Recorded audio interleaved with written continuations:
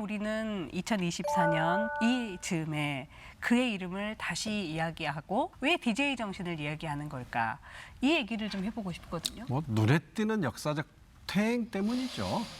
뭐 비단 꼭 우리나라만의 문제가 아닐 수 있겠습니다. 이게 정치의 퇴행, 역사의 어떤 퇴행, 평화와 민주주의를 진정으로 실천하면서 하는 지도자를 세계적으로 보기가 어려울 그렇죠. 지경이 귀해졌어요. 됐잖아요. 네. 그런데 대한민국의 그런 사정은 좀 두드러진다 말이죠. 그래도 김대중 대통령의 정권 교체 이후에 세 번 이렇게 집권을 했는데 지금 윤석열 정부 들어서서의 민주주의의 퇴행, 평화의 퇴행은 너무나 현저해서 도저히 참을 수가 없을 정도까지 와 있다 말이에요. 국민들께서 말하지 않는다고 해서 절대로 모르는 게 아니거든요. 그러다 보니까 김대중 대통령을 더 회고하게 되는 것이고 또 조금 더 적극적인 국민들께서는 민주당에 대한 아쉬움도 있으실 것 같아요. 기본적으로 윤석열 대통령이나 이 정부가 민주당이 이렇게 어떤 합리적인 어떤 행보를 하기가 어렵게 만들고 있는 건 사실이나 평가하는 국민들 눈에 그래도 민주당이 좀 달라 하도록 믿음을 줄 수 있게 하고 있는가에 대해서도 좀 돌아봐야 할 것 같고 그런 환경들이 김대중이라는 지도자를 자꾸 떠올리게 하고 김대중 정신을 이야기하게 하고 있다. 당장 지금 현실적으로 우리 김대중 대통령 돌아가시기 전에 그 3대 위기론, 그렇죠. 민생의 위기, 평화의 위기, 민주주의의 위기, 그랬죠. 그게 뭐 지금 세 가지 위기가 그냥 겹쳐서 오고 있고요. 또 요즘에 뭐 워낙 세상이 급변하지 않습니까? 그래서 국민들 불안합니다. 앞으로 이제 우리 맞아야 될 세상에 대해서. 근데 역시 김대중 대통령은 그 시기에 벌써 몇십 년을 내다보고 지금 오늘의 어떤 대한민국의 토대를 저는 닦았다고 생각하거든요. 네. 그런 지도자가 지금 필요하고 그리운 거죠. 그리운 거죠. 예, 네. 예. 그리움. 네. 같은 이야기인데 지금 국민들은 너무너무 힘들잖아요. 안아주는 사람이 없잖아요. 안아주는. 다 그냥 거부만하고 네 일은 네가 알아서 해라.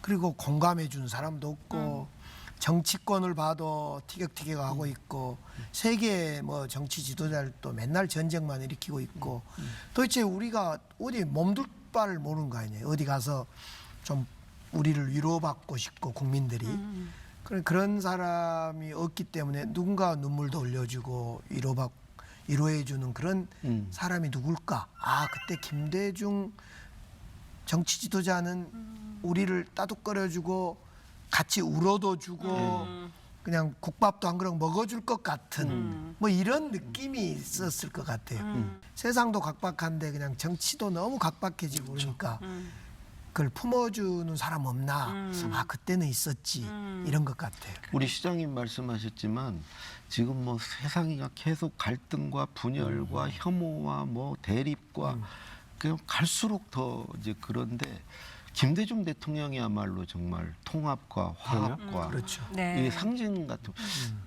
지도자 중에 그런 분이 있으셨나? 이제 그런 분이 좀 나와서 좀 그런 그 좀 치유를 좀 해줬으면 네. 하는 바람들이 저는 있다고 봅니다. 세계적으로도 제일 대한민국의 지도자가 주목받고 대한민국이 좀 이렇게 선진국으로 어떤 이미지가 올라가는 어떤 그런 시점이었잖아요. 현실 얘기가 나왔으니까 이제 각자의 입장에서 속상한 부분들 한번 여쭤볼게요. 요즘 막 그 남북관계 경색이 심하다 못해서 뭐 뭘 보내면 원점 타격을 한다 이런 얘기까지 나오고 있는데 DJ가 지금 이 상황을 보면 가장 안타까워하실 부분이 저는 이 부분 같거든요. 어떻게 그러시겠죠? 이유 없이 만나자 그러셨을 거예요. 모든 걸 접어두고 일단 만나자.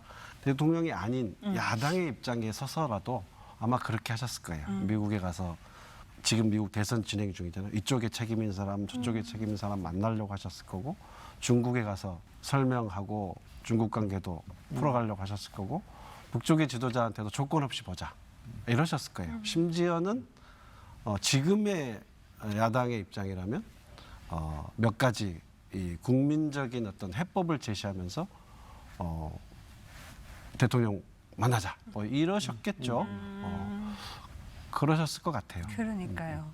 그리고 또 이제 그 대통령의 말과 글을 책임지셨던 우리 강원국 작가님께서도 요즘 여러 방송에서도 말씀하시지만 대통령의 말과 글 때문에 속이 많이 상하시고 또 옛날 어른들 생각도 많이 나시고 그러실 것 같아요. 지금 대통령 보면 뭐 1번 그 편가르기, 갈라치기.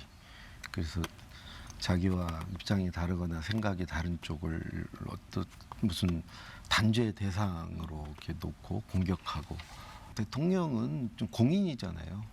정말 김대중 대통령만큼 공적 삶을 사신 분이 없거든요. 그 모든 게 이제 심지어 가정에서조차 이제 공인으로 사신 분인데 적어도 대통령이 되면 공인 의식은 저는 있어야 된다고 생각합니다.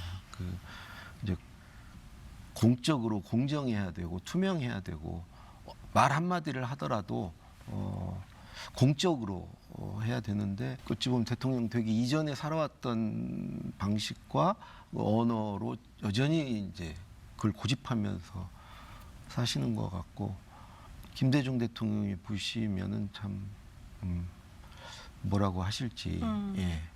사실은 노무현 대통령에 대해서도 많이 말씀하셨거든요.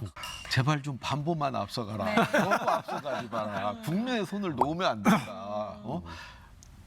그러니까 우리 노무현 대통령은 앞서가시는 분이에요. 그게 지도자라고 생각하세요. 영합하지 않고 내가 먼저 제안하고 건의하고 왕께 상소드리는 심정으로 나는 국민께 이런 거 하자고 얘기하고 국민이 못하게 하면 못하고 하라고 하면 하고 그렇지만 내가 먼저 나가야지 어떻게 국민 눈치를 보면서 국민과 함께 가냐. 그래서 막 치고 나가시는 스타일이신데 그때도 계속 그러셨죠. 그러면 안 된다고. 그래요. 그러면 안 된다 그러실 것 같아요. 반보만 앞서가야 된다고. 네, 네. 근데도 노무현 대통령에 계속 대한 가셨죠. 사랑은 또 끔찍했죠. 정말 그러니까 반이 무너지는 것 같아요. 그러면 그렇게 말씀하셨죠. 그래요. 아까 이제 시장님께서도 DJ의 이야기를 하셨잖아요. 현직에 계시다 보니까 그리고 광주시장으로서 지금 하시는 일들을 보면 예민한 일들을 막 조율도 하시고 가서 사정도 해보고 여러 가지 일들을 하시면서 야 DJ는 어떻게 그랬지? 뭐 이런 생각 드실 때 있으실 것 같아요. 저는 이제 DJ 대통령은 술을 어떠셨는가 모르겠어요. 전혀 안 드셨죠. 안 안 드셨죠. 하시죠. 예. 그리고 제가 보니까 문재인 대통령님도 술을 거의 안 하셔요. 제가 이제 실제로 시정을 2년간 이끌어 보니까요. 술 먹고는 못 하겠더라고요. 제가 지금 3년 7개월째 술을 진짜 뚝 끊었는데 이 DJ 대통령이 끊임없이 글을 정제하고 또 머릿속에 딱 어떤 사안에 대해서 꿰뚫고 이해하고 연설도 할 거고 지시도 할 거고 그러는데 그런 DJ 대통령의 그 치밀함, 꼼꼼함 과거에 그 사람들은 정치 지도자는 커야 된다. 그렇죠. 그래서 그냥 뭐 잘 해봐 하고 그 김영삼 스타일을 정치 지도자라고 보통 이야기도 합니다. 그냥 큰 것만 결정하고 알아서 해봐들라고 하는. 근데 저는 김대중 대통령을 보면 볼수록 또 이렇게 배워보면 볼수록 디테일이 아주 강한 것 같아요. 아주 꼼꼼하고 뭐 하나 이렇게 허점이 있을까, 약점 잡힐까 이런 꼼꼼함의 리더십이 저는 더 돋보이고 따라 배우고 싶은 생각도 있고 그래서 그런 시정을 해보려고 저도 좀 막 열심히 해보는데 어떻게 감히 따라 그 배워지겠습니까? 술을 아주 끊으신 거예요? 지금 3년 7개월 완전히 끊었죠. 노무현 대통령도 5년 내 안 되셨죠. 와인 안 한 잔도 안 드셨어요? 드셨죠. 네. 아 아니 그렇습니까? 저도 이제 비서실장으로 있어 볼 때 보면 술 먹으면서 할 수는 없어요. 불가능해요. 국가적인 무슨 위기 상황이 발생하면 어떻게? 아니 많지 그게 아니더라도 저녁에 몇 시에 들어가든 가서 결국 내일 아침 신문 그때 지금은 없어졌습니다만 가판이라고 그래서 열 몇 개씩 가서 다 보고 자요. 그리고 다시 새벽에 일어나서 아침에 보고할 자료들 다 대통령보다 자료를 더 보고 자꾸 대통령으로 빙의가 돼서 생각해봐야 되거든요. 그렇죠. 그래야 의미 있는 조언을 할 수가 있잖아요. 그렇죠. 있으나마서 하나마나한 얘기를 해본들 그게 무슨 저게 되겠어요? 그러니까 네. 술 먹으면서 하기는 어렵죠. 그래요. 일은. 지도자는 공부해야 됩니다. 제가 모신 두 분은 다 공부 중독자들이세요. 보고서 읽는 것도 공부고 밥 먹으면서 듣는 것도 공부고 계속 공부. 그러니까 문재인 대통령도 제가 자료를 못 갖고 관저로 가시도록 해도 네. 대체로 새벽 2시, 3시까지 자료들을 보다가 주무시니까 정말. 아침에 이렇게 횡하세요? 아니 공부하지 눈이 부어서 않고 어떻게 나타나시죠. 국정을 운영합니까? 네. 아니 실제로 저도 뭐 작은 그 광주시를 광주시가 왜 작습니까? 아니 국가에 비하면 네. 그런데 제 가방에 매일 새로운 자료가 이만큼씩 들어갑니다. 그러면 저녁에 들어가 잠깐 떠들러 보기도 하고 아침 4시 반부터 1시간 이상을 넘겨봐야 됩니다. 그래야 다음 날 이것이 체크가 되고 그런데 그렇죠. 그래서 참 그 국정을 운영하는 대통령 이제 임종석 실장님이 아까 문재인 대통령 말씀하셨는데 아까 그리고 또 김대중 대통령 말씀하셨는데 이 꼼꼼함 그리고 공부하고 끊임없이 연구하는 이것 우리가 진짜 우리 정치 지도자들이 많이 배워야 될 것 같아요.